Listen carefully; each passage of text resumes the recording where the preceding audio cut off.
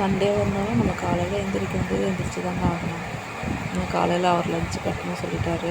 அவருக்கும் லஞ்சு, தம்பிக்கும் lunch. So நைட்டே தயிர் ரெடி பண்ணி வச்சாச்சு. இந்த தயிர் சாதமும் காரமணி வாங்கிட்டோம். அதுவும் பொரியல் பண்ணலான்னு சொல்லிட்டு ரெடி பண்ணிட்டுருக்கேன்.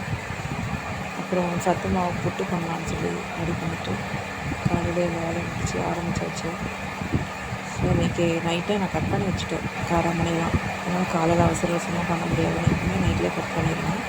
அதுவும் நான் நைட்டே கட் பண்ணிவிட்டு தயிரெல்லாம் ரெடி பண்ணிட்டேன். காலையில் குளிச்சுட்டு வந்து கிச்சன் பண்ணியாச்சு.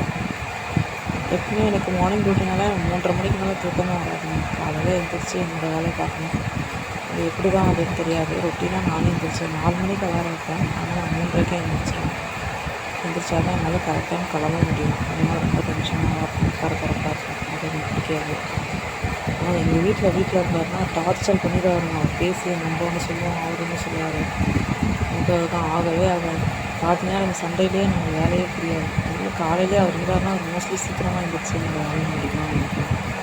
ஸோ வேகமாக என்னோடய வேலையை முடிச்சுட்டு ஆஃபீஸ் கிளம்பணுன்றதுக்காக என்னோடய பிளான் பண்ணி நேரத்துக்கு என்னோடய வேலையை முடிச்சுட்டேன்.